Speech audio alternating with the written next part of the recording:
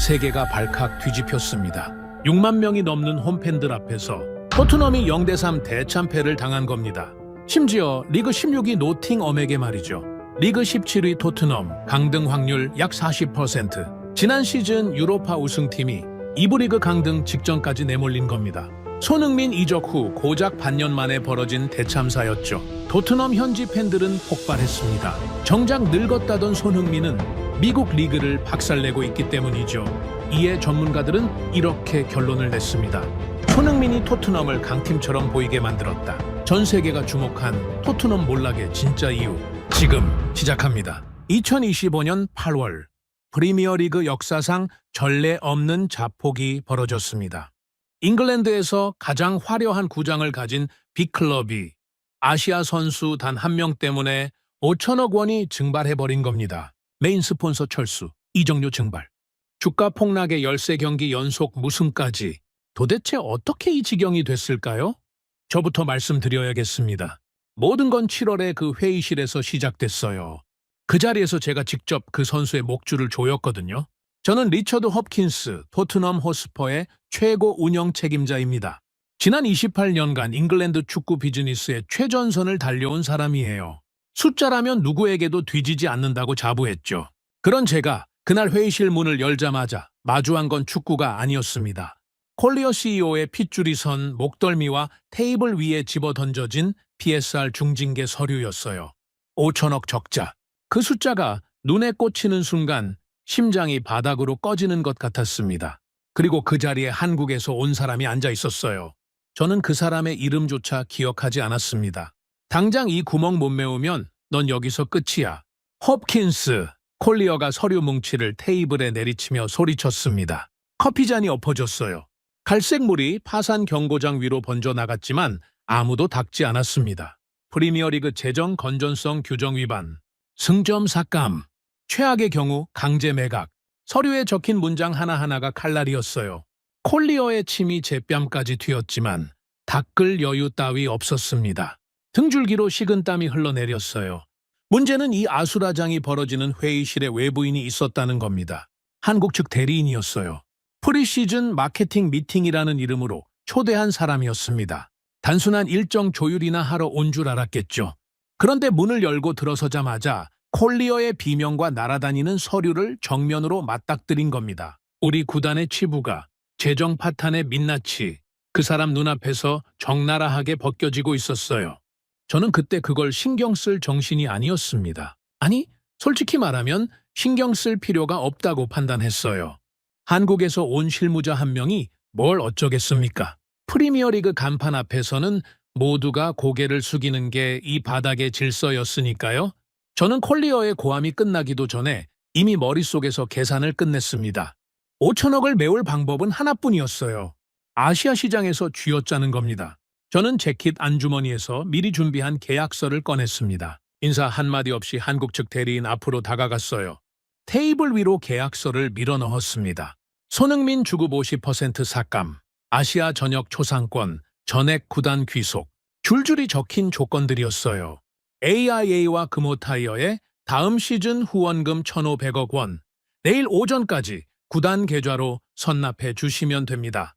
저는 그걸 통보라고 생각하지 않았어요. 당연한 비즈니스 제안이라고 믿었습니다. 프리미어리그 유니폼 가슴팍에 로고를 달 수 있다는 것만으로도 한국 기업들에겐 파격적인 기회 아니겠습니까? 거절할 이유가 없었어요. 적어도 제 머릿속에서는 그랬습니다. 한국 측 대리인이 입을 열지 않았습니다. 저는 그 침묵을 압도당한 을의 반응이라고 읽었어요. 그래서 한 발 더 나갔습니다. 당장 사인하지 않으면 내일 출발하는 한국 투어 비행기에서 그 선수를 끌어내리겠습니다. 쿠팡 플레이 시리즈 명단에서 빼는 건 제 권한이에요. 남은 시즌 내내 벤치에 앉히는 것도 가능하고요. 목소리가 떨리지 않았습니다. 확신에 차 있었으니까요. 나이든 아시아 선수 한 명쯤 언제든 어린 벤치 멤버로 갈아 끼울 수 있다고 믿었어요. 유니폼이나 팔아주는 소모품일 뿐이라고 생각했습니다. 바로 그때 회의실 문이 벌컥 열렸습니다. 수석 데이터 애널리스트 알렉스 데이비스였어요. 다크서클이 짙게 내려앉은 얼굴로 태블릿을 들고 난입했습니다. 마티스 텔의 기대 득점 XG가 0.1입니다. 리그 공격수 최하위예요? 손흥민을 벤치로 내리면 우리는 내년에 2부 리그로 갑니다. 데이비스가 태블릿 화면을 제 눈앞에 들이밀었어요. 그래프가 빨갛게 물들어 있었습니다. 전진 패스 성공률, 최종 3분의 1 지역 침투율, 창의적 패스수, 모든 지표가 손흥민 부자의 시 절벽 수준의 추락을 가리키고 있었어요. 저는 그 태블릿을 데이비스의 손에서 낚아채 바닥에 내리쳤습니다. 유리 보호막이 산산조각 났어요. 파편이 카펫 위로 흩어졌습니다. 1,000억을 주고 데려온 텔이 대체 왜 못하겠다는 거야. 당장 나가! 데이비스의 얼굴이 하얗게 질렸어요. 입술이 떨렸지만 더 이상 말하지 못했습니다. 저는 데이비스의 어깨를 밀어 회의실 밖으로 내보냈어요. 문이 쾅 닫혔습니다. 데이터가 뭘 말하든 상관없었어요. 1,000억 원짜리 마티스 텔이 완벽한 대체자라는 확신이 제 판단력을 완전히 먹어치우고 있었으니까요. 깨진 유리 조각이 카펫 위에서 형광등 불빛을 받아 반짝였습니다. 콜리어는 의자에 깊숙이 기대앉아 팔짱을 끼고 있었어요. 그 와중에도 한국 측 대리인은 핏대 한 번 세우지 않았습니다. 격분하지도 항의하지도 굴복하지도 않았어요. 그 사람은 조용히 가방에서 펜을 꺼내 수첩을 펼쳤습니다. 그리고 제가 내뱉은 협박의 문장들을, PSR 위기 상황의 수치들을, 콜리어의 고함 내용까지 초 단위로 메모하기 시작했어요. 펜 끝이 종이 위를 긁는 소리가 유난히 선명하게 들렸습니다. 이상하다는 생각이 스쳤어요. 왜 화를 내지 않는 걸까? 왜 항의를 하지 않는 걸까? 하지만 저는 그 의문을 3초 만에 머릿속에서 지워버렸습니다. 충격에 빠진 거라고, 프리미어리그의 위압감에 눌린 거라고 단정했어요. 한국에서 온 실무자가 런던의 빅클럽 앞에서 할 수 있는 건 고개를 숙이는 것뿐이라고 믿었으니까요. 대리인이 일방적으로 변경된 계약서를 챙겨 들고 자리에서 일어났습니다. 악수를 청하지 않았어요. 항의도 질문도 한숨도 없었습니다. 싸늘한 침묵만 남긴 채 회의실을 빠져나갔어요. 구두 뒷굽이 대리석 바닥을 두드리는 소리가 복도 끝까지 울렸습니다. 문이 닫히고 정적이 내려앉았어요. 저는 콜리어를 돌아보며 웃었습니다. 한국 기업들은 프리미어리그 로고만 보면 간도 쓸게도 내어줍니다. 내일 아침이면 1,500억이 구단 계좌에 꽂혀 있을 겁니다. 콜리어도 입꼬리를 올렸어요. 저는 사이드 테이블에서 샴페인 병을 집어들었습니다. 코르크가 천장을 때리며 펑 하고 터졌어요. 거품이 손등 위로 넘쳐 흘렀습니다. 유리잔을 부딪히며 웃었어요. 5천억 원의 구멍을 아시아의 돈으로 메울 수 있다는 확신에 그 순간만큼은 세상 누구보다 당당했습니다. 창밖으로 1조 5천억 원짜리 신축 구장의 하얀 곡선이 7월의 석양을 받아 붉게 물들고 있었어요. 아름다웠습니다. 저는 그 빛이 우리의 승리를 축하하는 거라고 착각했어요. 복도 저편에서 한국 측 대리인의 구두 소리가 완전히 사라졌다는 걸, 그리고 그 침묵이 충격이 아니라 사냥감의 급소를 확인한 포식자의 여유였다는 걸 저는 까맣게 몰랐습니다.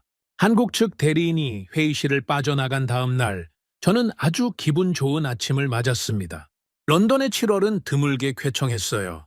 피카딜리 맞춤 정장의 단추를 채우며 거울 속 제 얼굴을 봤습니다. 자신감이 넘쳤어요. 1,500억은 곧 들어올 테고 PSR 문제는 깔끔하게 봉합될 터였습니다. 사무실에 도착하자마자 첫 번째로 한 일은 전화기를 드는 것이었어요. 게리 톰슨 기자에게 연락했습니다. 스포츠 전문지의 수석 기자였죠. 20년 넘게 프리미어리그를 취재해온 베테랑이었어요. 톰슨, 단독 하나 줄까? 손흥민이 무리한 연봉 인상을 요구해서 구단 재정을 압박하고 있어. 선수 측이 갑질을 하고 있는 거야. 저는 나직하게 웃으며 말했습니다. 여론을 먼저 잡아야 했어요. 한국 측이 혹시라도 버틸 경우를 대비해서 영국 여론이 선수를 향해 등을 돌리게 만들 필요가 있었습니다. 완벽한 선제 공격이었어요. 적어도 저는 그렇게 믿었습니다. 그런데 톰슨의 반응이 이상했어요. 평소 같으면 즉각 받아 적었을 텐데 수화기 너머로 한참 동안 침묵이 흘렀습니다. 홉킨스, 한 가지만 물어보지. 지금 그쪽 목소리가 왜 그렇게 다급해? 톰슨의 목소리는 차분했어요. 저는 웃어 넘겼습니다. 다급하긴. 좋은 기사거리를 주는 건데 뭘 망설여. 톰슨은 알겠다고만 하고 전화를 끊었어요. 기사가 나오려면 2, 3시간이면 충분했습니다. 그런데 오후가 되어도 저녁이 되어도 기사는 올라오지 않았어요. 톰슨이 뭔가 냄새를 맡고 독자적으로 파고들기 시작했다는 걸 저는 며칠이 지나서야 알았습니다. 기사를 기다리는 동안 저는 두 번째 수를 뒀어요. 구단 재무 시스템에 접속했습니다. 스폰서들이 이미 지급을 완료한 손흥민의 초상권 수익금이 있었어요. 50억 원이었습니다. 최종 이체 승인만 누르면 선수 측 계좌로 넘어가게 돼 있었죠. 저는 그 버튼을 눌렀습니다. 취소 버튼을요. 이체 승인을 고의로 막아버린 겁니다. 이유는 단순했어요. 돈줄을 틀어주면 협상력이 올라갑니다. 선수 측이 주급 삭감에 더 빨리 응하게 만들 수 있었어요. 50억 정도야 나중에 정리하면 그만이라고 가볍게 생각했습니다. 그 50억이 제 목을 조이는 올가미가 될 줄은 꿈에도 상상하지 못했어요. 이틀 뒤 훈련장에서 투도르 감독이 움직였습니다. 제가 시킨 건 아니에요. 하지만 콜리어 CEO가 감독에게 뭔가 귓속말을 했다는 건 나중에 알았습니다. 오전 전술 훈련이 시작되자마자 투도르 감독이 손흥민에게 다가갔어요. 주전 조끼를 벗기라고 했습니다. 그리고 그 조끼를 마티스 텔에게 넘겼어요. 훈련장 전체가 순간 얼어붙었습니다. 선수들의 시선이 일제히 한 방향으로 쏠렸어요. 공개적인 망신이었습니다. 누가 봐도 그랬어요. 그런데 예상 밖의 일이 벌어졌습니다. 손흥민이 아무 말 없이 조끼를 벗겨 건넸어요. 항명도 없었고 감정의 동요도 보이지 않았습니다. 오히려 주전 조끼를 받아든 텔에게 다가가서 어깨를 두드려 줬어요. 텔이 첫 번째 슈팅 훈련에서 골대 한참 위로 공을 날렸을 때도 손흥민이 공을 주워다 주며 발의 각도를 잡아줬습니다. 저는 사무실 창문 너머로 그 장면을 내려다보고 있었어요. 코웃음이 났습니다. 저 나이에 자존심도 없나 싶었어요. 문제는 훈련장 철조망 밖이었습니다. 현지 팬 수십 명이 카메라를 들고 그 장면을 전부 찍고 있었어요. 주전 조끼를 빼앗기고도 후배를 다독이는 베테랑의 모습이 SNS에 퍼지는 데는 2시간도 걸리지 않았습니다. 댓글이 폭발했어요. 동정과 분노가 동시에 쏟아졌습니다. 팬들은 구단 수뇌부를 향해 욕을 퍼붓기 시작했어요. 저는 창문 블라인드를 내렸습니다. SNS 따위가 뭘 바꾸겠습니까? 프리미어리그는 감정으로 돌아가는 곳이 아니에요. 돈으로 돌아가는 곳이죠. 저는 여전히 그렇게 확신하고 있었습니다. 그 시각 한국 서울에서는 전혀 다른 공기가 흐르고 있었어요. AIA 금호타이어 아시아 스폰서십 연합본부. 60대 중반의 권영호 본부장이 자기 집무실 모니터를 응시하고 있었습니다. 화면에 붉은색 경고 알람이 전멸하고 있었어요. 초상권 수익 미지급 경고. 50억 원의 최종 이체가 승인되지 않았다는 시스템 알림이었습니다. 실무진이 즉각 반응했어요. 당장 런던에 항해 전화를 걸겠다며 수화기를 집어들었습니다. 권영호가 손을 들어 그 수화기를 내려놓게 했습니다. 아직이야. 단두 마디였어요. 실무진의 손이 허공에서 멈췄습니다. 권영호는 모니터 속 숫자를 한참 동안 가만히 들여다봤어요. IMF 외환위기 때 서구 자본이 한국을 짓밟던 현장에서 살아남은 사람이었습니다. 서양 사람들이 약자의 분노를 어떻게 이용하는지 뼛속까지 알고 있었어요. 감정적으로 항의하는 순간 저쪽에 빌미를 주게 된다는 걸 그 사람은 경험으로 터득하고 있었습니다. 저는 런던 사무실에서 낄낄댔어요. 한국 기업이 쫄아서 항해 전화조차 못하고 있다고 판단했습니다. 역시 프리미어리그 간판의 위력이라며 콜리어에게 자랑스럽게 보고했어요. 콜리어도 만족스럽게 고개를 끄덕였습니다. 한국 자본은 프리미어리그 로고의 노예야. 내가 뭘 했어? 콜리어가 위스키 잔을 기울이며 웃었어요. 저도 잔을 들었습니다. 승리의 축배였어요. 하지만 서울에서는 전혀 다른 카운트다운이 돌아가고 있었습니다. 권영호의 책상 위에 300페이지짜리 영문 계약서가 펼쳐져 있었어요. 두꺼운 뿔테 안경을 쓴 윤성민 변호사가 그 계약서에 제14조 2항에 붉은 형광펜을 그어놓았습니다. 고의 미납시 보류권 영구 박탈. 그 조항이 형광빛 아래서 도드라졌어요. 윤성민이 계약서를 권영호의 책상에 내려놓으며 고개를 끄덕였습니다. 권영호는 펜을 집어 조항 옆에 체크 표시를 했어요. 말은 한마디도 필요 없었습니다. 같은 시각 런던에서는 알렉스 데이비스가 2차 데이터 보고서를 들고 제 사무실을 찾아왔습니다. 손흥민 부재 시 전진 패스 성공률 40% 추락 예측, 창의적 패스수 60% 감소, 빨간색 그래프가 절벽처럼 꺾여 있었어요. 저는 그 보고서를 데이비스의 손에서 빼앗아 파쇄기에 밀어넣었습니다. 종이가 갈리는 소리가 사무실을 채웠어요. 1,000억짜리 텔이 못할 게 뭐가 있어. 데이터 가지고 겁이나 주지 마. 데이비스가 입술을 꽉 깨물고 돌아섰습니다. 문이 닫히는 소리가 유난히 크게 들렸어요. 그날 저녁 콜리어와 저는 구단 집무실에서 다시 한번 잔을 부딪혔습니다. 한국 기업들이 우리 앞에서 뭘 할 수 있겠어. 프리미어리그 간판이 무서우니까 꼬리를 말고 있는 거야. 콜리어의 목소리에는 거만함이 가득했어요. 저도 고개를 끄덕이며 위스키를 삼켰습니다. 목구멍을 타고 내려가는 술이 따뜻했어요. 모든 게 제 계획대로 돌아가고 있다고 믿었습니다. 그 시각 인천국제공항의 게이트에서 두 사람이 런던행 1등석 비행기에 탑승하고 있었어요. 권영호 본부장과 윤성민 변호사였습니다. 서류 가방 하나만 들고 있었어요. 겉보기에는 출장 가는 평범한 한국인 사업가 둘이었습니다. 하지만 그 서류 가방 안에는 1,500억 원짜리 위약금, 청구서와 제가 고의로 취소한 50억 원의 이체 기록이 한 글자도 빠짐없이 정리되어 있었어요. 그들이 탄 비행기가 활주로를 이탈해 구름 속으로 사라졌습니다. 저는 런던의 사무실에서 위스키의 마지막 한 모금을 삼키며 창밖의 야경을 바라보고 있었어요. 1조 5천억 원짜리 구장의 조명이 런던의 밤하늘을 수놓고 있었습니다. 아름다웠어요. 그 불빛 아래로 제 숨통을 끊어놓을 서류가 날아오고 있다는 사실을 저는 아직도 까맣게 모르고 있었습니다. 이틀이 지났습니다. 한국 측에서 여전히 아무런 연락이 없었어요. 항해 전화도, 변호사 서한도, 이메일 한 통도 오지 않았습니다. 저는 그 침묵을 완벽한 굴복의 증거라고 읽었어요.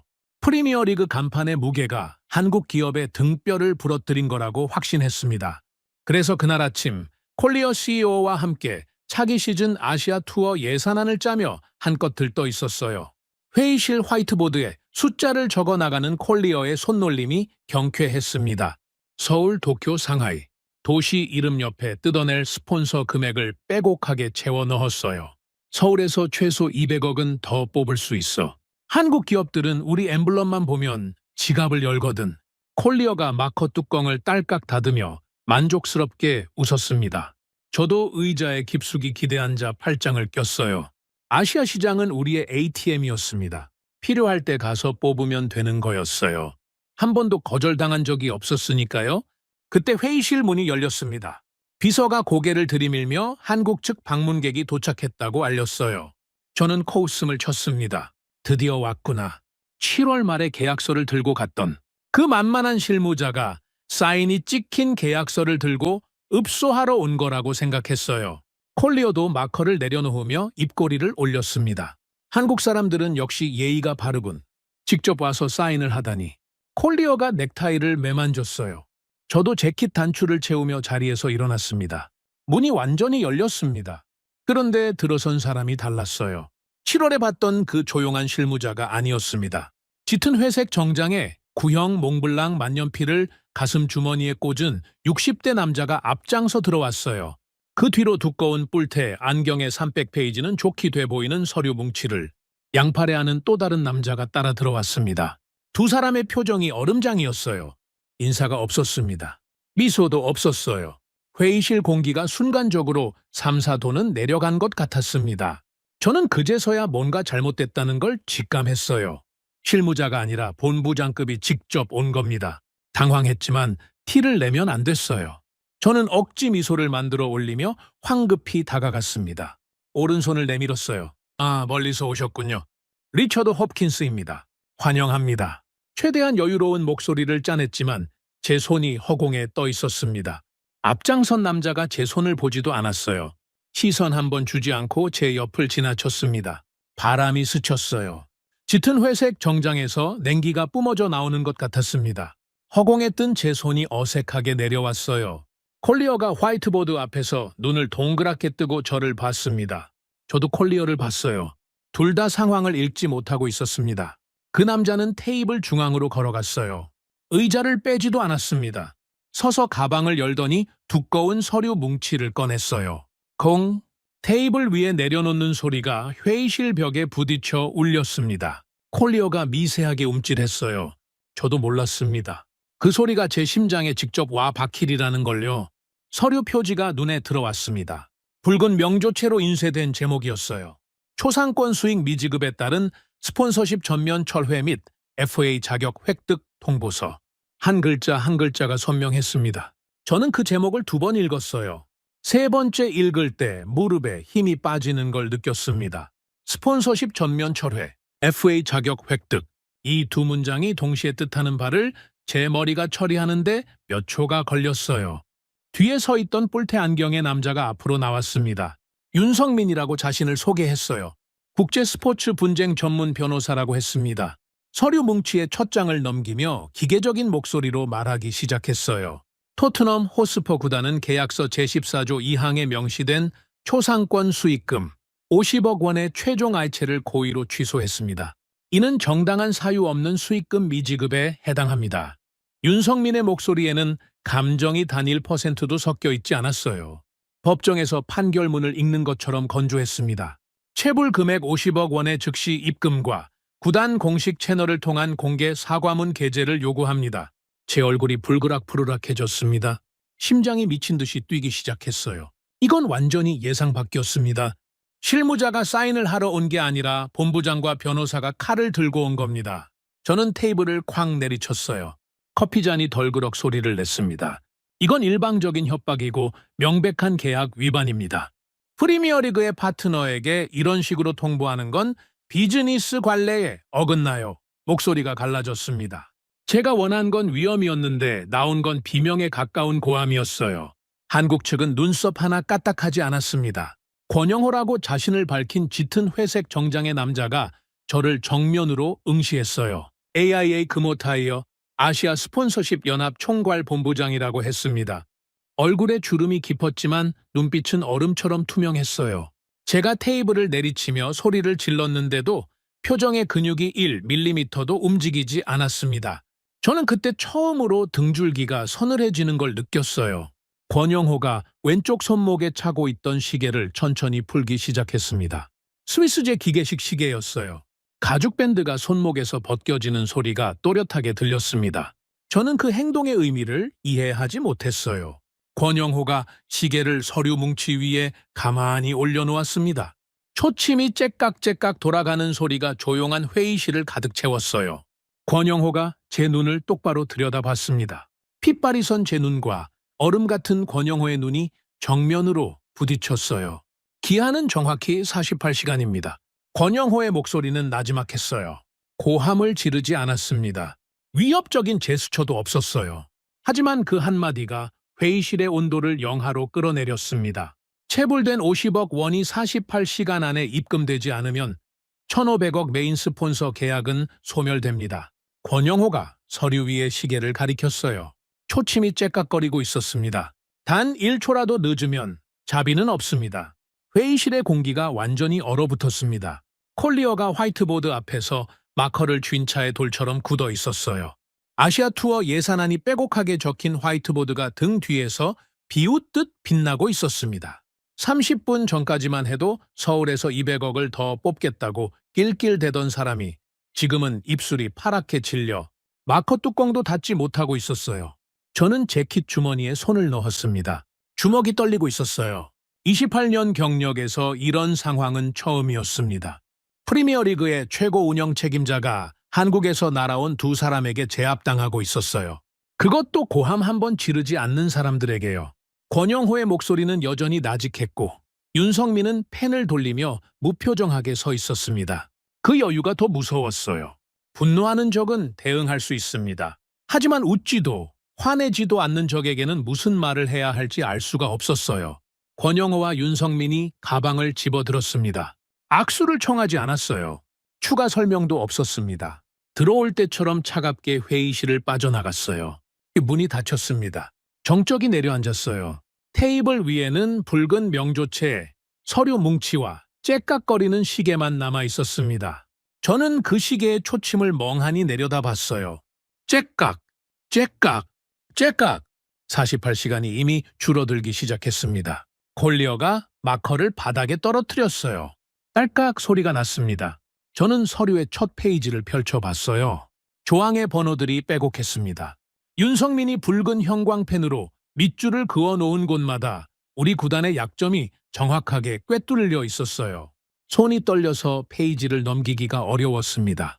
롤렉스를 확인했어요. 47시간 58분. 시간이 빠져나가고 있었습니다. 등줄기에 식은땀이 셔츠를 적시기 시작했어요. 피카딜리 맞춤 정장의 안감이 축축하게 달라붙었습니다. 화이트보드에 아시아 투어 예산안이 형광등 아래서 선명하게 빛나고 있었어요. 서울 200억, 도쿄 150억, 상하이 100억, 30분 전에 적어놓은 숫자들이었습니다. 그 숫자들이 지금은 전부 헛개비로 보였어요. 뜯어낼 돈은커녕 우리가 가진 1,500억의 생명줄이 째깍거리며 끊어져 가고 있었습니다. 콜리어가 의자에 주저앉으며 넥타이를 잡아당겨 풀었어요. 저도 다리에 힘이 빠져 의자를 더듬어 앉았습니다. 서류 위의 시계가 무심하게 째깍거렸어요. 그 소리가 심장 박동보다 크게 들렸습니다. 48시간. 저는 그 숫자를 머릿속에서 지울 수가 없었습니다. 회의실에서 나온 뒤로 한숨도 자지 못했어요. 데드라인 24시간 전, 저는 결국 움직이기로 했습니다. 콜리어에게 보고할 수 없는 종류의 움직임이었어요. 모자를 깊게 눌러쓰고 선글라스를 낀 채 구단 차량 대신 택시를 잡았습니다. 런던 시내의 한 호텔로 향했어요. 권영호가 묵고 있는 곳이었습니다. 비서에게 시켜 투숙 정보를 빼낸 거였죠. 택시 안에서 롤렉스를 3번이나 확인했어요. 23시간 42분. 시간이 모래처럼 빠져나가고 있었습니다. 호텔 로비에 들어서자마자 후회가 밀려왔어요. 토트넘 호스퍼의 최고 운영 책임자가 모자를 눌러쓰고 남의 호텔을 기웃거리는 꼴이라니. 28년 경력에서 이런 지옥은 처음이었습니다. 하지만 돌아갈 수 없었어요. 프리미어리그 PSR 징계가 코앞이었고 1,500억 원의 스폰서가 증발하면 구단은 물론이고 제 커리어도 끝이었으니까요. 스위트룸 문 앞에 섰습니다. 손가락이 벨을 누르기까지 7초가 걸렸어요. 문이 열렸습니다. 권영호가 서 있었어요. 짙은 회색 정장이 아니라 흰 셔츠 차림이었지만 눈빛은 회의실에서와 똑같이 얼음이었습니다. 저를 보고도 놀라지 않았어요. 마치 올 줄 알고 있었다는 듯 반 발짝 물러서서 문을 열어줬습니다. 그 여유가 이를 악물게 만들었어요. 사실 저는 호텔에 오기 전에 이미 다른 카드를 써봤습니다. 영국 축구협회 FA 고위층에 전화를 걸었어요. 20년 넘게 쌓아온 인맥이었죠. 한국 측의 통보서를 무력화시킬 행정적 절차가 뭐라도 있지 않겠느냐고, 시간이라도 좀 벌어달라고 부탁했습니다. 상대는 난처해하면서도 알아보겠다고 했어요. 저는 그 한마디에 신랏 같은 희망을 걸었습니다. 그런데 2시간도 지나지 않아 희망이 산산조각났어요. 윤성민 변호사가 이미 한 발 앞서 FIFA와 국제스포츠중재재판소 CAS에 긴급 가처분을 신청해 놓았다는 겁니다. 영국 FA가 이 건에 개입할 수 있는 행정적 권한 자체가 완벽히 봉쇄되어 있었어요. FA 고위층이 다시 전화를 걸어왔을 때 목소리가 한없이 작았습니다. 리처드, 우리가 손댈 수 있는 영역이 아니야. 미안하네. 수화기를 내려놓는 손이 떨렸어요. 퇴로가 전부 막혀 있었습니다. 그래서 이 호텔까지 기어온 겁니다. 스위트룸 안으로 들어갔습니다. 거실 테이블 위에 노트북과 서류 몇 장이 놓여 있었어요. 권영호는 창가에 서서 런던 시내를 내려다보고 있었습니다. 저를 의자에 앉으라고 권하지도 않았어요. 저는 서 있는 채로 양복 안주머니에서 봉투를 꺼냈습니다. 미납금 50억 원을 5년에 걸쳐 분할 상환하겠다는 이면 계약서였어요. 재무팀에 시켜 밤새 만든 문서였습니다. 권 본부장님, 이건 구단의 최대한 성에 있는 제안입니다. 50억을 5년에 걸쳐 분할 상환하겠습니다. 이자도 붙이겠어요. 스폰서 철회 없이 원만하게 해결할 수 있는 방법이라고 생각합니다. 권영호는 돌아보지 않았습니다. 창밖만 응시하고 있었어요. 봉투를 받지도 쳐다보지도 않았습니다. 침묵이 30초쯤 흘렀을까요? 제 이마에 땀이 송골송골 맺히기 시작했어요. 이 사람은 왜 아무 반응도 하지 않는 걸까? 화를 내든 조건을 수정하든 뭐라도 해야 협상이 되는 건데요. 침묵은 협상이 아니었습니다. 거부보다 더 무거운 무시였어요. 저는 한 발 더 나갔습니다. 어차피 바닥까지 온 거 잃을 게 뭐가 있겠습니까? 선수가 은퇴하면 런던의 대저택을 한 채 제공하겠습니다. 구단 종신 앰버서더 자리도 만들겠어요. 한국 시장에서의 상징성을 생각하면 나쁘지 않은 조건입니다. 제 목소리가 점점 작아지고 있었어요. 스스로도 느꼈습니다. 이건 협상이 아니라 구걸이었어요. 28년 동안 프리미어리그의 테이블 위에서 군림해온 사람이 한국인의 호텔방에서 아무 대답도 듣지 못한 채 고개를 숙이고 있었습니다. 권영호는 끝내 돌아보지 않았어요. 창밖에 런던 스카이라인을 응시한 채 입을 열었습니다. 홉킨스 CEO님, 성을 부르는 것도 아니고 이름을 부르는 것도 아니었어요. 직함을 붙여 부르는 게 오히려 더 차갑게 느껴졌습니다. 하지만 그 뒤에 이어진 말은 없었어요. 권영호는 그대로 침묵했습니다. 저는 봉투를 테이블 위에 올려놓고 물러났어요. 스위트룸 문이 닫히는 순간 등 뒤에서 째깍거리는 소리가 들렸습니다. 권영호의 시계 소리인지 제 심장 소리인지 분간이 되지 않았어요. 호텔에서 나온 뒤에도 저는 발악을 멈추지 않았습니다. 구단 공식 채널에 영상을 하나 올리라고 지시했어요. 손흥민을 지우고 마티스텔을 전면에 내세운 훈련 하이라이트였습니다. 테리 에이스라는 이미지를 만들어야 했어요. 손흥민 없이도 우리가 잘 돌아간다는 메시지를 시장에 박아 넣어야 했습니다. 영상팀이 밤새 편집해서 다음날 아침 업로드했어요. 결과는 참혹했습니다. 영상 속 텔의 슈팅 장면이 문제였어요. 골대 정면에서 찬 공이 코너 플래그를 향해 날아갔습니다. 그게 하이라이트 영상에 고스란히 담겨 있었어요. 편집팀이 그 장면을 빼야 했는데 텔에 쓸만한 장면 자체가 없어서 넣을 수밖에 없었다는 겁니다. 전 세계 팬들이 그 영상을 캡처해서 조롱하기 시작했어요. 이게 1000억짜리 대체자냐는 댓글이 5만 개를 넘겼습니다. 구단 SNS 댓글란이 악플로 초토화됐어요. 저는 모니터를 보며 관자놀이를 눌렀습니다. 모든 게 꼬이고 있었어요. 그리고 진짜 재앙이 터졌습니다. 제가 호텔에서 건넨 분할 상환 제안서, 그 봉투가 돌아온 겁니다. 윤성민 변호사가 봉투를 개봉도 하지 않은 채 겉면에 붉은 직인을 찍어 보냈어요. Rejected. 수용 불가. 그 두 글자가 봉투 표면에 찍혀서 제 사무실 책상 위에 놓여 있었습니다. 봉투를 집어들었을 때 손끝이 차가웠어요. 개봉조차 하지 않았다는 건 내용을 검토할 가치도 없다는 뜻이었습니다. 28년 동안 숫자로 사람을 쥐고 흔들어 온 제가 지금 숫자로 짓밟히고 있었어요. 그런데 더 끔찍한 소식이 기다리고 있었습니다. 오후 2시, 게리 톰슨 기자의 단독 속보가 터졌어요. 화면을 열자마자 심장이 멎는 줄 알았습니다. 톰슨이 제가 호텔에서 권영회에게 건넨 앰버서더 제안서 원본을 입수해 기사를 쓴 거였어요. 대저택 제공, 종신 앰버서더직, 분할 상환 구걸.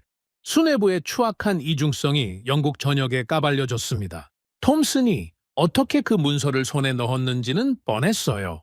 권영호가 넘긴 겁니다. 저는 자기 손으로 적에게 무기를 쥐어준 셈이었습니다. 콜리어 CEO가 다급하게 움직였어요. 구단 공식 홈페이지에 성명서를 올렸습니다. 구단은 레전드를 존중하며 원만하게 협상 중입니다. 거짓말이었죠. 하지만 톰슨의 후속 보도가 1시간 만에 그 성명서를 갈기갈기 찢어버렸어요. 톰슨은 제가 고의로 취소한 50억 원의 알체 기록까지 확보하고 있었습니다. 성명서는 조롱거리가 됐어요. SNS에서 토트넘 수뇌부가 거짓말도 못한다는 해시태그가 트렌딩에 올랐습니다. 데드라인 3시간 전이었어요. 저는 이성을 완전히 잃었습니다. 사무실 전화기를 집어들고 권영호의 호텔방으로 직접 전화를 걸었어요. 스폰서를 빼면 당신들 한국 기업의 유럽 매출도 끝장이야. 프리미어리그 파트너십을 잃으면 한국 보험 시장에서 어떤 타격을 받는지 알고나 있어요? 고함이었습니다. 목이 찢어질 것 같았어요. 적반하장이라는 걸 스스로도 알고 있었지만 멈출 수가 없었습니다. 수화기 너머로 아무 소리도 들리지 않았어요. 숨소리조차 없었습니다. 권영호는 대꾸를 하지 않았어요. 7초가 지나고 10초가 지나고 20초가 흘렀습니다. 저는 수화기에 대고 계속 소리를 질렀어요. 하지만 돌아오는 건 정적뿐이었습니다. 권영호가 수화기를 책상에 내려놓은 차에 듣지도 않고 있다는 걸 저는 30초쯤 지나서야 깨달았어요. 제 비명이 빈 방 안에서 허공을 때리고 있었던 겁니다. 수화기를 내려놓았습니다. 손이 떨려서 수화기가 거치대에 제대로 걸리지 않았어요. 2번 만에 겨우 올려놓았습니다. 그 시각 구단 사무실의 반대편에서 콜리어 CEO의 비명이 들렸어요. 네가 일 처리를 똑바로 못해서 이 꼴이 난 거야, 홉킨스. 콜리어가 집무실 문을 박차고 나와 복도에서 저를 향해 고함을 질렀습니다. 저도 참지 않았어요. 당신이 감독한테 선수 조끼를 벗기라고 시킨 거 아닙니까? 여론이 이 지경이 된 건 당신 탓이에요. 복대서 멱살을 잡았습니다. 콜리어의 넥타이가 비틀어졌어요. 콜리어가 제 손목을 쳐내며 책상 위에 파일 꽂이를 집어 던졌습니다. 플라스틱 케이스가 벽에 부딪혀 산산조각 났어요. 직원들이 사무실 문을 닫고 고개를 돌렸습니다. 아무도 말리지 않았어요. 저는 소파에 주저앉았습니다. 넥타이가 풀려 있었고 셔츠 깃이 구겨져 있었어요. 콜리어도 반대편 의자에 쓰러지듯 앉았습니다. 둘 다 헐떡이고 있었어요. 사무실 벽의 시계가 째깍거렸습니다. 데드라인까지 2시간 58분. 숫자가 눈앞에서 줄어들고 있었어요. 저는 천장을 올려다봤습니다. 형광등 불빛이 눈을 찔렀어요. 50억 원을 보내야 했지만 보내지 않았고, 분할 상환을 제안했지만 봉투째 돌아왔고, FA 인맥을 동원했지만 이미 봉쇄돼 있었고, 고함을 질렀지만 빈방에서 메아리만 쳤습니다. 47시간 59분 동안 저는 모든 수를 다 써봤어요. 단 하나도 통하지 않았습니다. 시계의 초침이 마지막 1시간을 향해 달려가고 있었어요. 8월 6일 오전 6시 정각이었습니다. 사무실 책상 위에 엎드려 잠이 들었다가 알람 소리에 눈을 떴어요. 목이 뻣뻣했습니다. 셔츠가 구겨져서 등에 달라붙어 있었어요. 롤렉스를 확인했습니다. 6시 01분, 48시간이 끝났다는 뜻이었어요. 순간 심장이 바닥으로 떨어지는 것 같았습니다. 끝났다고요? 아직 아무것도 해결하지 못했는데요. 저는 벌떡 일어나 컴퓨터를 켰어요. 이메일함이 뜨는데 3초가 걸렸습니다. 그 3초가 30분처럼 느껴졌어요. 화면이 열리자마자 눈앞이 하얘졌습니다. 수시남의 붉은 깃발이 꽂힌 이메일이 쏟아져 있었어요. 하나, 둘이 아니었습니다. 10통, 20통, 30통. 스크롤을 내려도 끝이 보이지 않았어요. 제목이 전부 같았습니다. 계약 해지 및 스폰서십 철회 최종 확정서 AIA 금호타이어 아시아 스폰서십 연합 본부 발신 윤성민 변호사 참조 같은 문서가 PDF로 스캔본으로 원문 사본으로 공증 첨부본으로 끝없이 들어와 있었어요. 사무실 구석에 팩스기가 돌아가는 소리가 들렸습니다. 돌아봤어요. 용지가 바닥에 쏟아지고 있었습니다. 같은 확정서가 팩스로도 동시에 전송되고 있었던 겁니다. 기관총이 따로 없었어요. 한국 측은 48시간이 끝나는 그 정각의 버튼을 눌렀고 모든 채널로 동시에 사형 선고를 발사한 겁니다. 저는 의자에 주저앉은 채 화면을 멍하니 바라봤습니다. 그런데 이상하게도 공포보다 먼저 찾아온 건 안도감이었어요. 스폰서 1,500억은 날아갔지만 아직 카드가 남아있다고 생각했거든요. 손흥민이었습니다. 8월 이적 시장이 열려 있었어요. 30대 초반의 프리미어리그 레전드라면 사우디아라비아 리그에서 최소 1,500억 원은 받을 수 있었습니다. 알힐랄, 알나스르, 아라흘리. 중동의 오일머니 구단들은 아시아 스타에 목말라 있었으니까요. 스폰서는 잃었지만 이적료로 구멍을 메울 수 있다. 저는 그 계산에 매달렸어요. 마지막 동아줄이었습니다.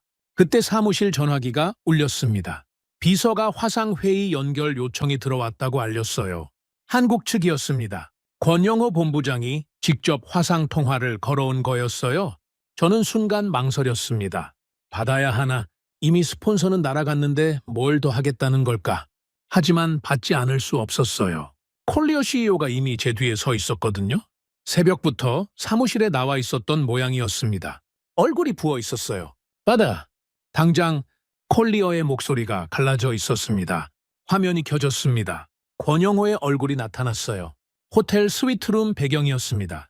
짙은 회사액 정장을 다시 입고 있었어요. 그 옆에 윤성민 변호사가 서류를 펼쳐들고 서 있었습니다. 뿔테 안경 너머의 눈빛이 수술실에 들어선 외과의처럼 차가웠어요. 저는 모니터 앞에 앉아 넥타이를 고쳐맸습니다. 최소한의 체면이라도 지키고 싶었어요. 하지만 구겨진 셔츠와 충혈된 눈이 화면에 비치고 있다는 걸 알고 있었습니다. 윤성민이 입을 열었습니다. 서류의 페이지를 넘기며 제14조 2항을 짚었어요. 토트넘 호스퍼 구단은 계약서 제14조 2항에 명시된 초상권 수익금, 지급 의무를 48시간 내에 이행하지 않았습니다. 한 글자씩 또박또박 읽었어요. 법정에서 판결문을 낭독하는 판사 같았습니다. 이에 따라 본 조항에 규정된 페널티 바이아웃 강제 하락 조건이 자동 발동됩니다. 저는 그 문장을 듣고도 즉각 의미를 파악하지 못했어요. 페널티 바이아웃 강제 하락이라니 그게 무슨 소리입니까? 윤성민이 서류를 한 장 더 넘겼습니다. 현 시점부로 손흥민 선수의 페널티 바이아웃은 2천만 파운드, 한화 약 350억 원으로 강제 고정되었습니다. 저는 귀를 의심했어요. 350억이라고요? 프리미어리그 통산 116골의 레전드를, 아시아 축구 역사상 최고의 선수를 고작 350억에 내놓으라는 겁니까? 사우디에 팔면 1,500억은 받을 수 있었습니다. 그 차이가 1,150억이에요. 목구멍에서 웃음이 터져 나왔습니다. 어이가 없어서 나온 웃음이었어요. 지금 농담하는 겁니까? 우리가 위약금을 물더라도 시장 가격대로 이적을 시킬 겁니다. 당장 사우디 구단에 연락하겠습니다. 저는 헛웃음을 치며 말했어요.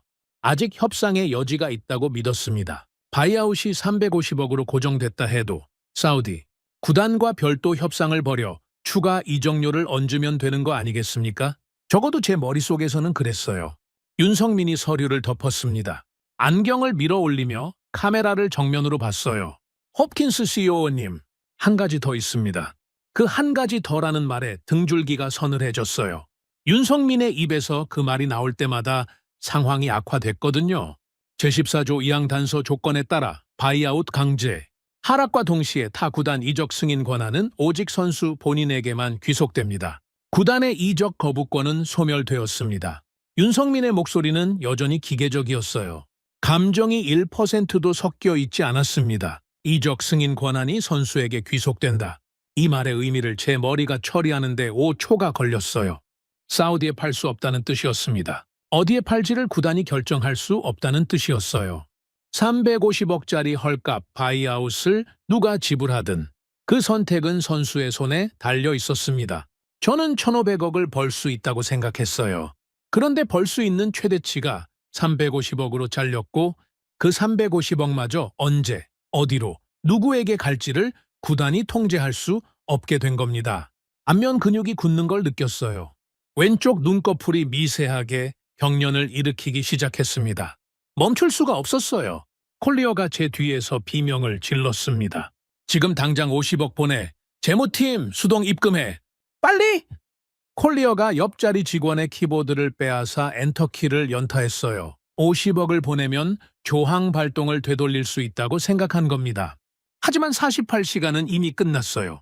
1시간 전에 끝났습니다. 모니터에 송금 화면이 떴어요. 콜리어가 금액을 입력하고 전송 버튼을 눌렀습니다. 로딩바가 돌아갔어요. 3초, 5초, 7초. 화면이 바뀌었습니다. 붉은색 에러창이 번쩍였어요. 수취 거부. 데드라인 초과로 인한 수취 원천 차단. 한국 측이 기한 만료와 동시에 수취 시스템 자체를 잠가버린 겁니다. 콜리어가 다시 엔터키를 눌렀습니다. 같은 에러창이 떴어요. 3번, 4번, 5번. 붉은 화면이 반복적으로 깜빡였습니다. 콜리어의 손가락이 키보드 위에서 미친 듯이 움직였어요. 하지만 결과는 매번 같았습니다. 수취 거부, 수취 거부, 수취 거부. 금융 시스템이 원천적으로 돈을 받지 않겠다고 문을 닫아건 겁니다. 뒤늦은 후회는 받아주지 않겠다는 뜻이었어요. 저는 화면 속 권영호를 봤습니다. 권영호는 가만히 앉아 있었어요. 표정이 변하지 않았습니다. 승리의 미소도 없었고 조롱도 없었어요. 그 무표정이 더 무서웠습니다. 이긴 사람의 여유가 아니라 처음부터 이 결과를 알고 있었던 사람의 담담함이었어요. 그 순간 사무실 직원의 모니터에 속보 알림이 떴습니다. 영국 축구협회 FA와 유럽 이적 시장 전산망에 동시 전송된 공지였어요. 손흥민, 페널티 바이아웃 2천만 파운드 공식 활성화, 이적 선택권 선수 귀속 확인. 프리미어리그 전 구단에 실시간 공유된 정보였습니다. 유럽의 모든 구단이 이 사실을 지금 이 순간 읽고 있다는 뜻이었어요. 350억이면 데려갈 수 있다는 걸, 그리고 토트넘은 거부할 권한이 없다는 걸 세상 전체가 알아버린 겁니다. 권영호가 화면 너머에서 입을 열었습니다. 첫 마디였어요. 화상 회의가 연결된 이후로 윤성민만 말하고 권영호는 한마디도 하지 않았었거든요. 홉킨스 CEO님, 목소리가 나직했습니다. 고함이 아니었어요. 속삭임에 가까웠습니다. 당신들의 오만한 갑질이 부른 첫 번째 청구서입니다. 첫 번째, 그 단어가 가슴에 박혔어요. 첫 번째라는 건 두 번째가 있다는 뜻이었습니다. 저는 입을 열려고 했어요. 뭔가 말하고 싶었습니다. 항의든 변명이든 애원이든 뭐라도 해야 했어요. 하지만 목구멍이 막혀 소리가 나오지 않았습니다. 화면이 검게 변했어요. 권영호가 일방적으로 통신을 끊어버린 겁니다. 카메라 불빛이 꺼졌습니다. 모니터에 비친 건 제 얼굴이었어요. 충혈된 눈, 구겨진 셔츠, 경련하는 왼쪽 눈꺼풀. 28년간 프리미어리그의 숫자를 지배해왔다는 사람의 꼴이 저 지경이었습니다. 팩스기는 여전히 돌아가고 있었어요. 용지가 바닥나서 빈 롤러가 헛돌며 끼익거리는 소리가 조용한 사무실을 채웠습니다. 콜리어가 키보드에서 손을 떼고 의자에 쓰러지듯 기대 앉았어요.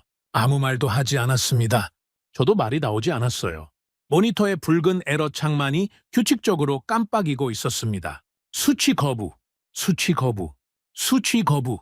그 붉은 빛이 천장에 반사되어 사무실 전체를 물들였어요. 마치 수술실의 경고등 같았습니다. 그날 오후 저는 사무실 창문 앞에 서 있었습니다. 350억. 그 숫자가 머릿속에서 맴돌았어요.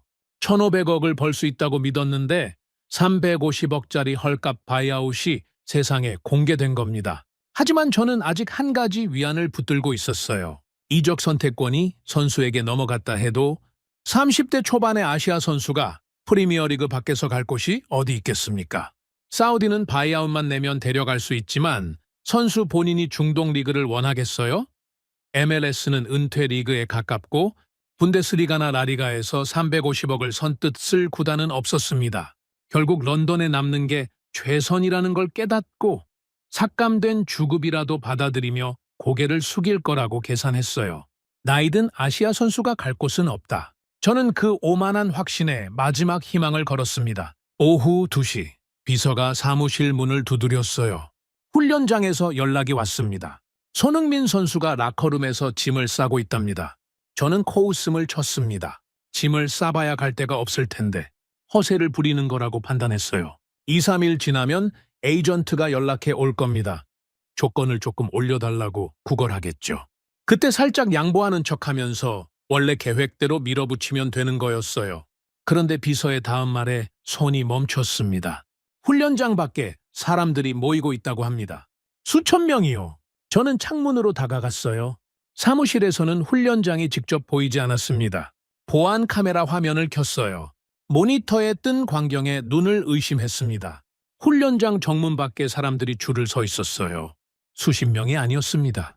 수백 명, 수천 명이 도로를 메우고 있었어요. 토트넘 유니폼을 입은 사람들이었습니다. 현수막이 보였어요.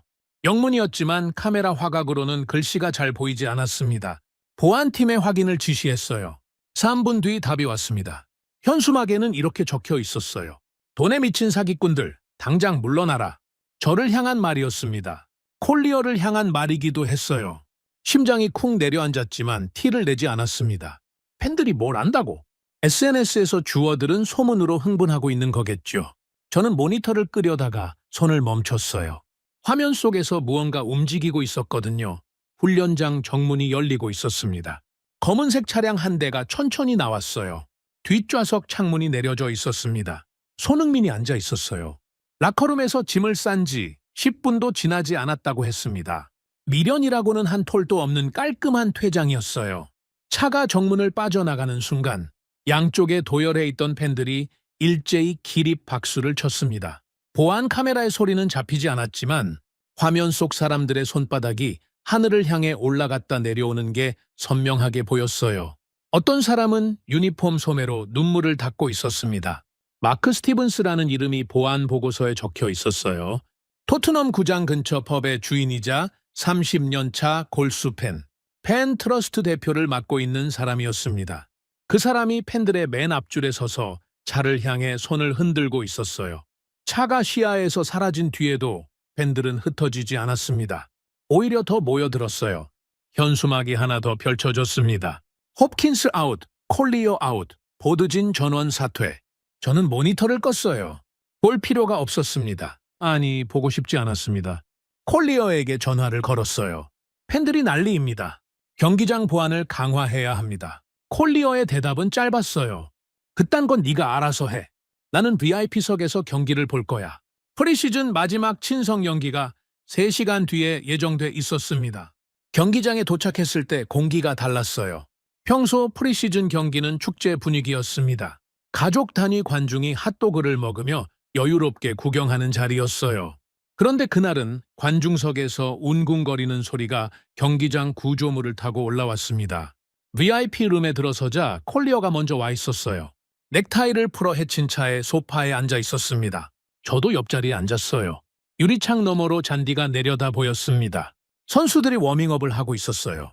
손흥민의 자리가 비어 있었습니다. 그 빈자리가 유난히 눈에 들어왔어요. 전광판에 라인업이 떴습니다. 윙거 자리에 마티스 텔의 이름이 올라가 있었어요. 투도르 감독이 야심차게 짠 신전술의 핵심이었습니다. 전억 원짜리 대체자. 저는 그 이름을 보며 고개를 끄덕였어요.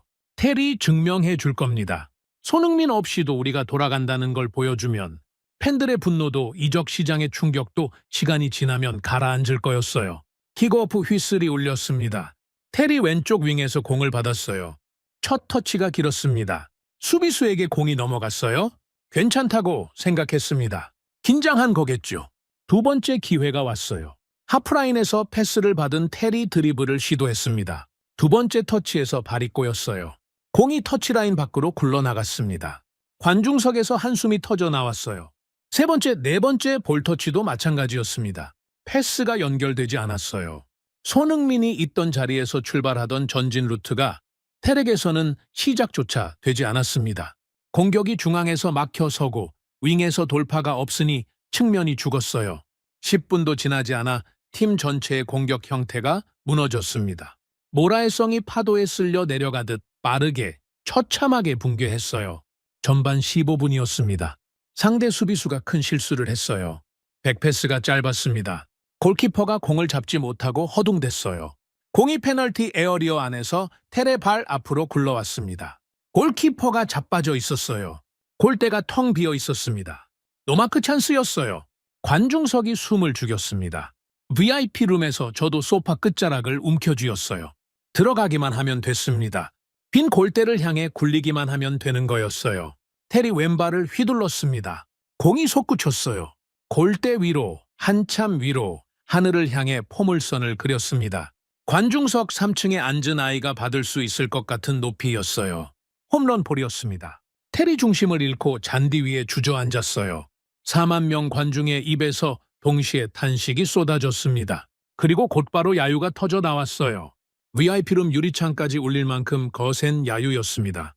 1000억짜리가 저 따위야. 영어 욕설이 섞인 고함이 올라왔어요. 저는 소파 등바디에 머리를 기대고 천장을 올려다봤습니다. 형광등 불빛이 눈을 찔렀어요. 전반이 끝나기 직전이었습니다. 공격의 축이 무너진 팀은 수비에서도 균형을 잃기 시작했어요. 미드필더들이 전진과 후퇴 사이에서 우왕좌왕했습니다. 라인이 벌어졌어요. 상대 공격수가 그 틈을 파고들었습니다. 수비수 둘이 동시에 같은 선수에게 달려들었고 반대편이 완전히 비었어요. 크로스가 올라왔습니다. 헤딩이 골대를 갈랐어요. 골이었습니다. 0점 대 1. 친선 연기였지만 관중석의 반응은 공식전 못지않았어요.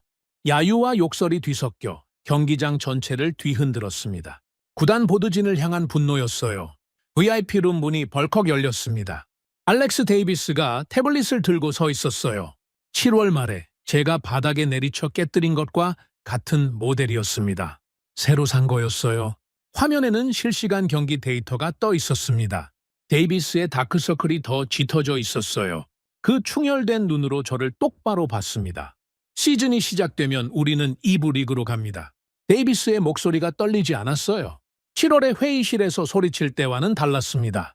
체념한 사람의 차분함이었어요. 전진 패스 성공률 41% 추락, 최종 3분의 1 지역 침투율 60% 감소. 제가 2달 전에 보고서로 올린 수치와 오차 범위 2% 이내입니다. 정확히 맞았어요. 데이비스가 태블릿을 제 앞에 내밀었습니다. 빨간색 그래프가 절벽처럼 꺾여 있었어요.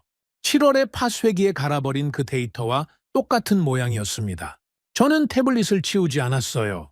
바닥에 내던지지도 않았습니다. 그럴 힘이 남아있지 않았어요. 데이비스가 돌아서서 문을 나갔습니다. 문이 닫히는 소리가 7월과 똑같았어요. 하지만 그때와 달리 분노가 치밀지 않았습니다. 가슴이 텅 비어 있었어요. 경기장 아래서는 여전히 야유가 울려 퍼지고 있었습니다. 콜리어가 소파에서 일어나 유리창에 등을 돌렸어요. 잔디를 내려다보기가 싫었던 거겠죠. 저도 고개를 돌렸습니다. VIP룸의 벽에 걸린 구단 엠블럼이 조명 아래서 빛나고 있었어요. 수탈 문양이었습니다. 140년 역사의 상징이요. 그 수탈기 오늘따라 비웃고 있는 것처럼 보였어요. 경기장 밖에서 팬들의 고함이 올라왔습니다. 보드진 아웃! 보드진 아웃! 그 소리가 1조. 5천억 원짜리 구장의 뼈대를 타고 VIP룸까지 기어 올라왔어요. 유리창이 미세하게 떨렸습니다. 그날 밤 저는 사무실에서 나가지 못했습니다. 나갈 수가 없었어요. 훈련장 밖에 아직도 팬들이 남아 있었거든요. 보안팀이 정문 쪽은 피하시는 게 좋겠습니다. 라고 2번이나 연락해 왔어요. 구단의 최고 운영 책임자가 자기 구단 팬들을 피해 사무실에 gat혀 있는 꼴이라니. 28년 경력 중 가장 참담한 밤이었습니다. 소파에 누워 천장을 보며 계산기를 두드렸어요. 350억, 1,500억에서 350억으로 쪼그라든 바이아웃이었지만 그래도 350억은 350억이었습니다. 이 돈이라도 받으려면 선수가 이적을 결정해야 했어요. 이적 선택권이 선수에게 있으니까요. 사우디 구단에 중재를 부탁하면 어떨까? 선수를 설득해서 중동으로 보내고 350억이라도 건지는 거였어요. 제 머릿속에는 아직 그 정도의 산술이 남아 있었습니다. 8월 7일 새벽 사무실 소파에서 몸을 일으켰어요. 목과 허리가 동시에 비명을 질렀습니다. 세수도 하지 못한 채 모니터를 켰어요. 이적 시장 전산망을 확인해야 했거든요. 350억짜리 바이아웃이 활성화된 지 24시간이 넘었으니 어딘가에서 움직임이 있을 수 있었습니다. 사우디 쪽에서 접촉이 오면 즉각 대응해야 했어요. 전산망에 로그인한 순간 눈을 의심했습니다. 화면 상단에 뜬 속보 한 줄이 시야를 가로질렀어요. LAFC 2천만 파운드 바이아웃 즉시 입금 완료. 선수 측 이적 승인 확인. 제 손가락이 마우스 위에서 얼어붙었습니다.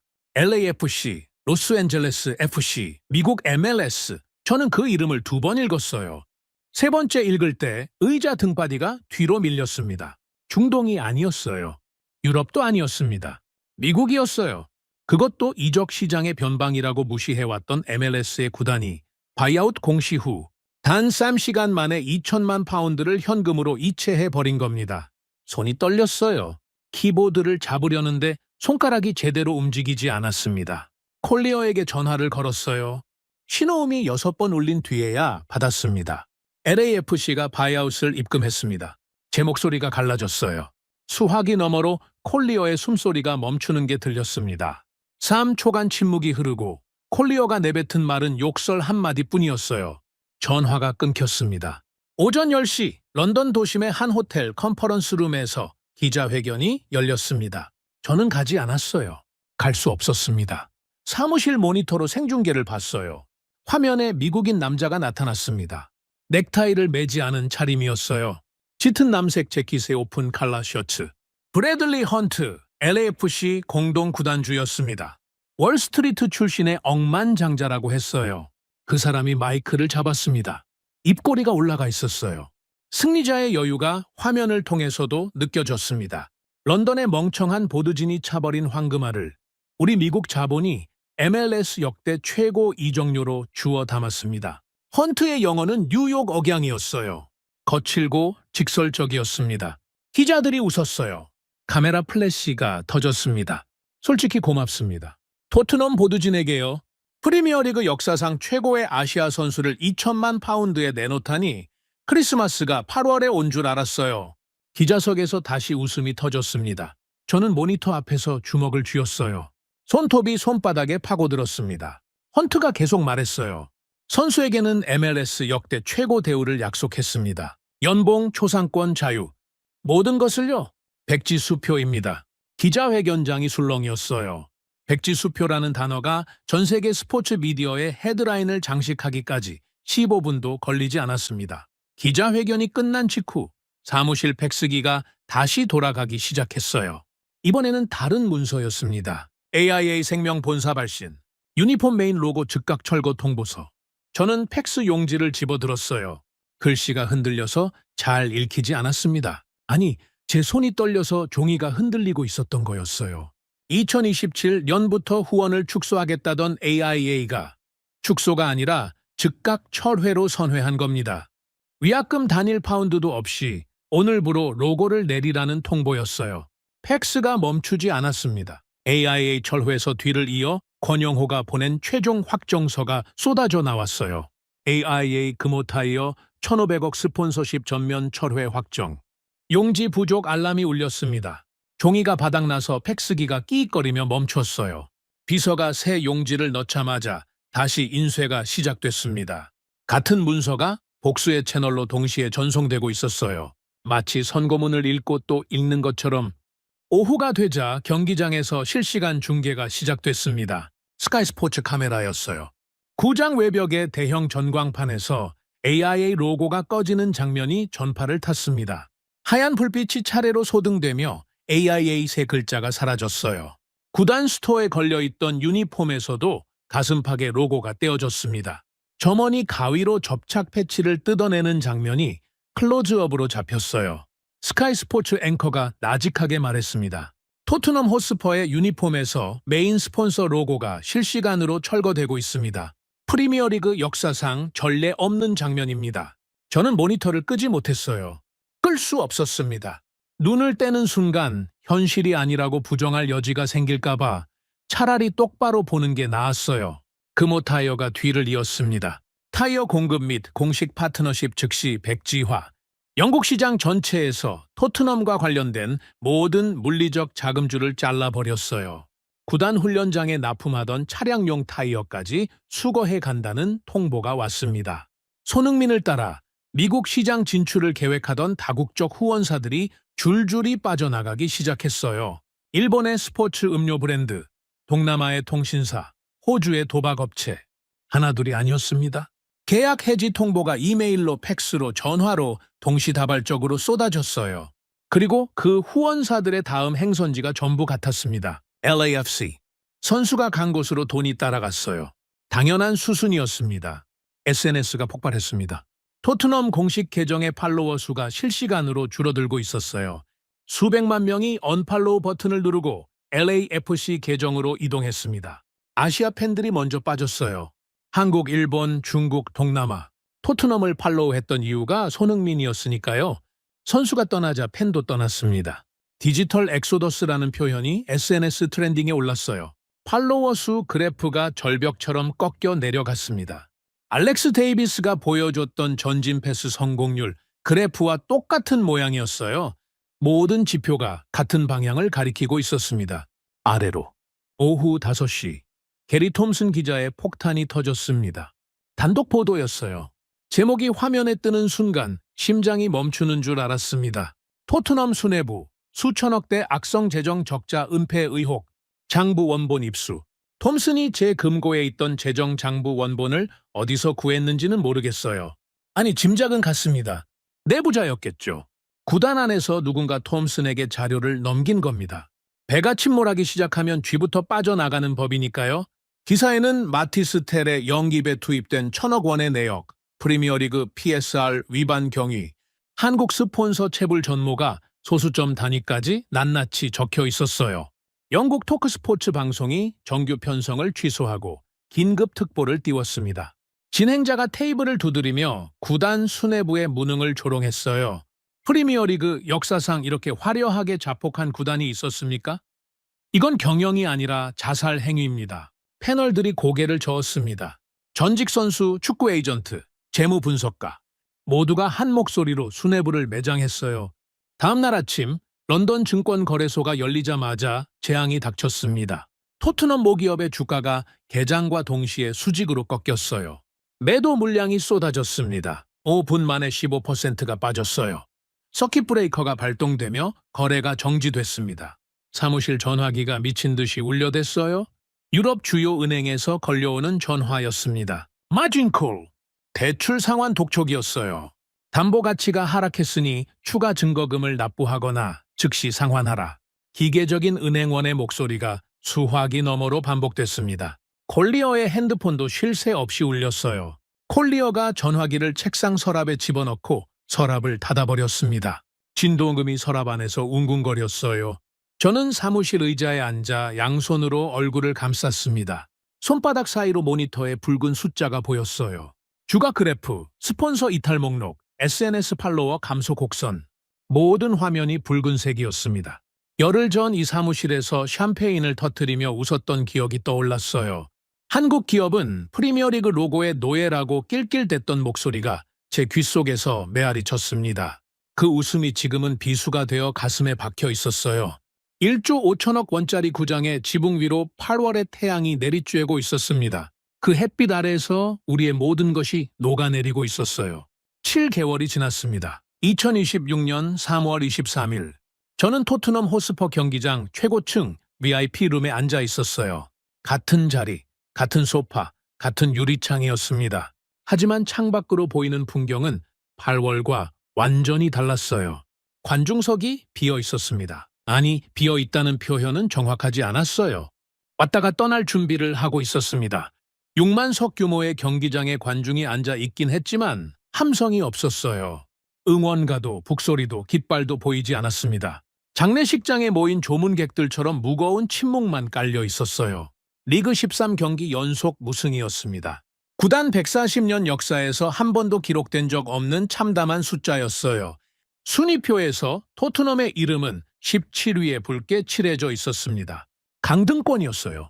작년 8월에 손흥민을 내보내고 마티스 텔을 전면에 세웠을 때 저는 시즌이 시작되면 결과로 증명될 거라고 확신했었습니다. 결과는 확실히 증명됐어요. 다만 제가 기대한 방향의 정반대로요. 텔의 시즌 기대 득점은 0.13이었습니다. 알렉스 데이비스가 7월에 보고한 0.12와 오차 범위 0.01 이내였어요. 데이비스의 데이터는 소수점 단위까지 정확했습니다. 제가 파쇄기에 갈아버린 그 보고서가요. 오늘 상대는 노팅엄 포레스트였습니다. 승점 6점짜리 강등 멸망전이었어요. 이기지 못하면 사실상 2부 리그 강등이 확정되는 경기였습니다. 저는 VIP룸 소파에 앉아 두 손을 무릎 위에 올려놓았어요. 손가락이 미세하게 떨리고 있었습니다. 롤렉스를 확인하려 했는데 시계가 없었어요. 2달 전에 전당포에 맡겼거든요. 개인 계좌가 바닥났거든요. 마진콜을 감당하지 못해 런던의 집도 담보로 넘긴 상태였습니다. 피카딜리 맞춤 정장은 아직 입고 있었지만 마지막 남은 한 벌이었어요. 드라이클리닝 비용이 아까워서 3주째 같은 옷을 돌려 입고 있었습니다. 킥오프 휘슬이 울렸어요. 경기가 시작됐습니다. 토트넘의 움직임은 처음부터 불안했어요. 패스가 연결되지 않았습니다. 중원에서 공을 뺏기고 또 뺏겼어요. 테리 왼쪽 윙에서 공을 받았지만 첫 터치가 길어서 바로 상대에게 넘어갔습니다. 관중석에서 한숨이 흘러나왔어요. 7개월 동안 같은 장면을 반복해서 봐온 팬들이었습니다. 분노할 기력조차 남아있지 않은 것 같았어요. 전반이 끝나갈 무렵 노팅엄의 공격이 시작됐습니다. 모건 깁스 화이트가 중앙에서 공을 잡았어요. 그 이름을 보는 순간 위장이 뒤틀렸습니다. 작년 이적 시장에서 제가 직접 영입을 검토했던 선수였어요. 스카우트팀이 강력하게 추천했지만 저는 이적료가 아깝다며 거절했습니다. 노팅엄 수준의 리그 중위권 선수에게 그 돈을 쓸 필요가 없다. 제가 한 말이었어요. 그 선수가 지금 우리 수비 라인을 정면으로 뚫고 들어오고 있었습니다. 깁스 화이트가 페널티 에어리어 경기에서 왼발을 휘둘렀어요. 공이 골키퍼의 손끝을 스치며 오른쪽 구석에 꽂혔습니다. 골이었어요. 0.1. 노팅엄 원정 팬석에서 함성이 터졌습니다. 토트넘 홈 관중석은 죽은 듯이 조용했어요. VIP룸에서 저는 소파 등바디를 움켜쥐었습니다. 손톱이 가죽에 파고들었어요. 제가 아깝다고 내친 선수에게 골을 먹은 겁니다. 인과응보라는 말이 머릿속에서 번쩍였지만 인정하고 싶지 않았습니다. 후반전이 시작됐어요. 감독이 전술을 바꿨지만 소용이 없었습니다. 팀 전체가 무너져 있었어요. 후반 62분 깁스 화이트가 다시 나타났습니다. 이번에는 오른쪽 측면에서 수비수 2명을 연속으로 제치고 들어왔어요. 토트넘 수비진이 완전히 농락당했습니다. 크로스가 중앙으로 올라왔고 마크가 풀린 노팅엄 공격수가 머리로 밀어넣었어요. 0.2. 관중석의 분위기가 싸늘하게 얼어붙었습니다. 일부 팬들이 자리에서 일어서기 시작했어요. 경기를 더 볼 수 없다는 뜻이었습니다. 후반 70분이었어요. 경기장 아래에서 무언가가 폭발했습니다. 함성이 아니었어요. 분노였습니다. 마크 스티븐스의 목소리가 맨 먼저 올라왔어요. 30년 차 골수팬, 구장 근처 펍 더 브링 레이어스의 주인, 팬트러스트 대표. 그 사람이 관중석 맨 앞줄에서 벌떡 일어났습니다. 이 사기꾼 놈들아, 당장 꺼져! 쌍욕이 경기장 전체에 울려 퍼졌어요. 그 고함이 신호탄이었습니다. 6만 명의 관중이 일제히 자리를 박차고 일어났어요. VIP룸 유리창을 향해 무언가 날아왔습니다. 생수병이었어요. 유리에 부딪혀 물이 튀었습니다. 두 번째, 세 번째 병이 연달아 날아왔어요. 팬들이 VIP룸 방향을 올려다보며 손가락질을 하고 있었습니다. 욕설과 야유가 뒤섞여 경기장의 지붕을 때렸어요. 보드진 아웃! 사기꾼들! 2부 리그가 어울려! 응원 도구가 공중으로 날아올랐습니다. 수만 명의 팬들이 좌석을 버리고 출구를 향해 밀려나기 시작했어요. 썰물처럼 빠져나갔습니다. 등을 돌리는 팬들의 물결이 계단을 타고 흘러내렸어요. 3분도 지나지 않아 관중석의 절반이 비었습니다. VIP룸 대형 TV에서 토크스포츠 생방송이 흘러나오고 있었어요. 전직 선수 제이미 오하라가 카메라를 정면으로 노려보며 핏대를 세우고 있었습니다. 저 쓰레기 같은 수뇌부와 무능한 감독은 당장 짐 싸라. 140년 역사를 가진 구단을 이 꼴로 만든 건 선수들이 아니야. 저 위에 앉아서 샴페인이나 터트리던 양복쟁이들이야. 오하라의 목소리가 갈라졌어요. 눈이 충혈돼 있었습니다. 저는 그 화면에서 눈을 뗄 수 없었어요. 양복쟁이. 그 말이 제 가슴에 못처럼 박혔습니다. 경기는 후반 87분에 세 번째 골이 터지며 끝났어요. 0대3 대참사였습니다. 남아있던 관중마저 전부 빠져나갔어요. 텅 빈 좌석 위로 찢어진 깃발과 구겨진 종이컵만 뒹굴고 있었습니다. 경기장 전광판에 최종 스코어가 떴어요. 그 아래에 리그 순위표가 업데이트됐습니다. 17위, 강등권. 토트넘이라는 이름이 붉은색으로 물들어 있었어요. VIP룸 문이 쾅 열렸습니다. 콜리오 CEO가 서 있었어요. 7개월 전 이 모든 갑질을 구두로 지시하고 제 뒤에 숨어서 암묵적으로 승인했던 그 사람이었습니다. 얼굴이 돌처럼 굳어 있었어요. 손에 서류 2장을 들고 있었습니다. 하나는 해고 통지서였어요. 제 이름이 적혀 있었습니다. 리처드 홉킨스 즉각 해고. 사유는 중대 배임 및 직무태만. 다른 하나는 로펌의 고소장이었어요. 구단에 끼친 손해에 대한 민형사 소송 예고 통지서였습니다. 네가 혼자 벌인 일이야, 홉킨스. 나는 관여한 적 없어. 콜리어가 서류를 제 얼굴을 향해 던졌어요. 종이가 공중에서 펄럭이며 바닥에 흩어졌습니다. 저는 콜리어의 눈을 봤어요. 7월에 한국 자본은 프리미어리그 로고의 노예야라며 위스키 잔을 부딪히던 그 눈이었습니다. 지금은 저를 버리기로 결심한 도살자의 눈이었어요. 꼬리 자르기였습니다. 자기 손에는 피 한 방울 묻히지 않고 모든 죄를 제 머리 위에 쏟아부은 거였어요. 입을 열어 항의하려 했지만 목소리가 나오지 않았습니다. 콜리어가 돌아섰어요. 문이 닫혔습니다. 바닥에 흩어진 서류 위로 또 다른 종이가 쏟아졌습니다. 손실 청구서였어요. 이정료 손실 1,150억 원, 스폰서 철회 1,500억, 중개권 삭감, 입장권 수입 증발, 주가 폭락분까지 합산한 도합 5천억 원의 천문학적 손실 내역이 항목별로 빼곡하게 적혀 있었습니다. 종이가 제 구두발 밑에서 사각거렸어요. 호주머니에서 핸드폰이 울렸습니다. 문자 한 통이었어요. 발신자를 확인했습니다. 한국 번호였어요. 권영호 본부장이었습니다. 화면을 열었어요. 단 한 줄이 적혀 있었습니다. 당신의 파산을 축하합니다. 글자가 화면 위에서 또렷하게 빛났어요. 저는 핸드폰을 무릎 위에 내려놓았습니다. 손에 힘이 없었어요. 화면이 저절로 꺼졌습니다. 경기장 조명이 하나둘 꺼지기 시작했어요. 1조 원짜리 구장의 지붕 아래로 어둠이 밀려들었습니다. 전광판의 불빛이 꺼졌어요. 관중석 통로에 비상등만 희미하게 남아 있었습니다. 텅 빈 좌석 6만 개가 어둠 속에서 줄지어 저를 내려다보고 있었어요. 찢어진 깃발이 바람에 펄럭였습니다. 저는 VIP룸 소파에서 미끄러지듯 바닥에 주저앉았어요. 무릎이 차가운 대리석에 닿았습니다. 바닥에 흩어진 해고 통지서와 5천억 원의 손실 청구서가 제 무릎 앞에 놓여 있었어요. 우리가 내쫓은 건 아시아의 한 선수가 아니었습니다. 이 구단의 심장이었어요.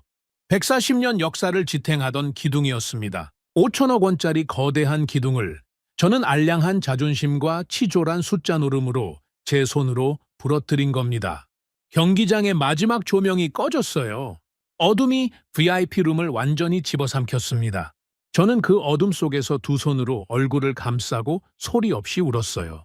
눈물이 손가락 사이로 흘러 5천억 원의 청구서 위에 떨어졌습니다. 종이가 젖어 글씨가 번졌어요. 하지만 숫자는 지워지지 않았습니다. 그 숫자는 영원히 지워지지 않을 거였어요. 오늘 이야기 어떠셨나요? 다음 영상에서 더욱 감동적인 우리 한민족의 이야기로 찾아뵙겠습니다. 여러분 시청해 주셔서 감사합니다. 행복한 하루 되시길 바랍니다.